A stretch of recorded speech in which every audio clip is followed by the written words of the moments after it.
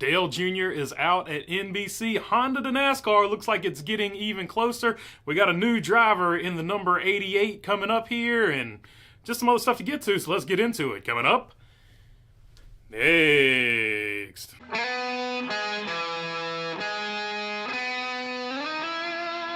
What's going on, everybody? Hope you're doing good today. All right, first things first, Dale Jr. has a new driver in that 88 car for the Xfinity Series, so let's get into that.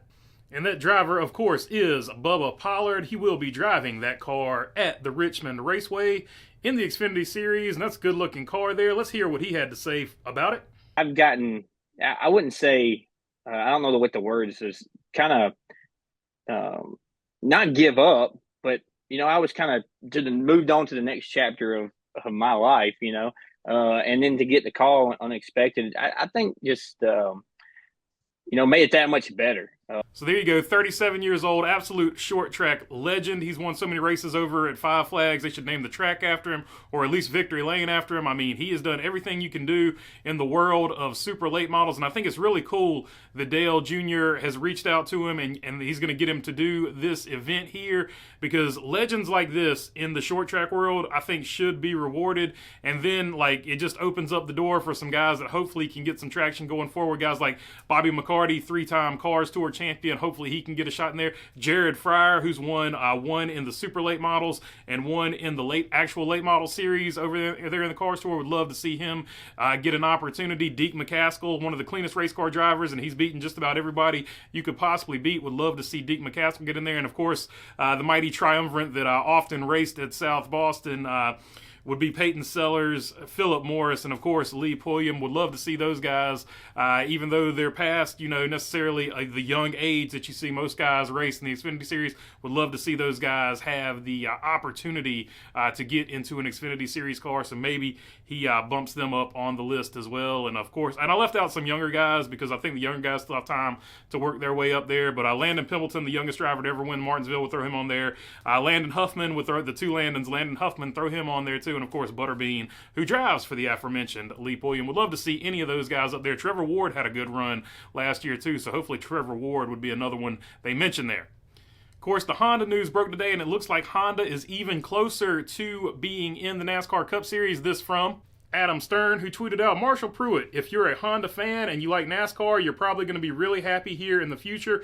This from Marshall Pruitt's podcast, which you can find on Podbean, so if you want to search that out. But that's really interesting. We've heard things in the past, but it looks like it is really starting to heat up now. It looks like they might actually be leaving IndyCar, and it looks like they might be headed for NASCAR here in the future. And I think they would race the Accord because it just makes sense. They want to compete with the Camry. Some people are throwing out there that they would race the Civic SI or the Civic Type R because it competes with the Ford Mustang. I don't think those two markets are even remotely close. So I think, in my opinion, you would probably see them race the Accord, because it directly competes with the Camry, and we don't even know what Chevrolet's going to run, so honestly, who can even throw in Chevrolet at this point, although they're still running the Camaro right now.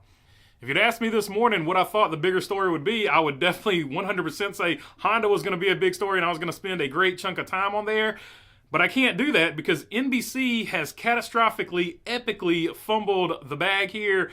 My God, what was NBC thinking? But NBC has let Dale Jr. walk. They couldn't come to terms on an agreement to get him to be an announcer in the booth. But we will see him next year on Amazon, and you will see him on Max, TNT, Turner, whatever, basically. So let's just get into it right here.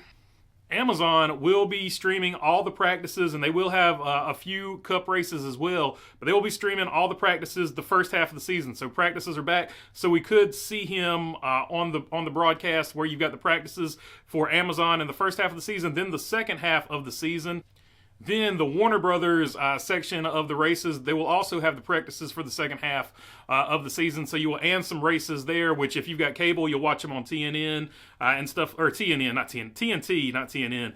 TNT and channels like that they own. So if you've got cable, you will be good. If you've got streaming, you'll see them on HBO Max and stuff like that. So different ways of watching, but you will be able to check them out there. And that is the other place that you will be able to see Dale Jr. So he's actually kind of expanded his role, sort of in a way. You might actually see more of him, but more importantly, the Dirty Mo Media seems to be the biggest aspect of that, and that seems to be the bigger talking point on what he wanted to do with the deal getting done. So it looks like Dirty Mo Media, at least for the meantime, at least for 1 year, is going to be on YouTube. Next year, will it be on Amazon Prime? Will it be on Max or whatever Warner Brothers wants to do with it? Or will it stay on YouTube, sort of like how Joe Rogan has worked out his deal with Spotify? Joe Rogan still has all of his shows on Spotify, but you can still also see all of Joe Rogan's shows on YouTube now too. So he's now cross-platformed. I wonder if Dale Jr. is going to do something like that. I would say that that's probably going to be the route that they go because they've expanded the Dirty Mo.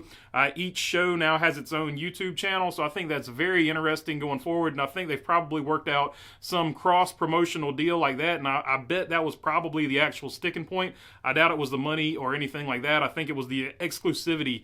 I don't think Dale Jr. wanted to be locked into that exclusivity because if you look at the numbers of Peacock and then you look at the number of people on YouTube/Amazon, YouTube and Amazon seem to be the biggest two platforms with Netflix, but he's not, not necessarily on Netflix. But YouTube and Amazon, YouTube by far the biggest platform that most people are watching right now. So I think overall it's a good move for him. And then of course him being on Amazon, he's on another big platform there. So I think he's expanding the brand, and so he didn't want the exclusivity deal. But that's just me thinking out loud. What do you think? Why do you think Dale Jr. left NBC, or they couldn't come to an agreement? And just a few this or that things to close this one off because I think I've talked long enough for sure here. Rajah Caruth going to be sponsored by Hendrick Cars for the rest of the season over there at Spire, so good for him. He's got a sponsor for the rest of the season, and his future with Hendrick, a lot of people are hinting might be very, very bright, so that'll be interesting to see how that plays out. And of course, Icy Vert, who I'm not familiar with, he got free tickets to a race, and a lot of people, I think a lot of race fans were just jealous that he got free tickets, but a lot of race fans melted down. It was the biggest controversy over nothing I've ever seen in my life, but haters are going to hate, and that's how I'm going to end this one off right here. Hopefully you have a good rest of your Thursday, and if your first time to the channel, I would love to have your subscription. If not, I'll keep making these things, and if you're already subscribed, I appreciate you all as well. If you want to get sweatshirts like this, the link for the merch store is down in the description down below. And other than that, thanks for your time. Peace.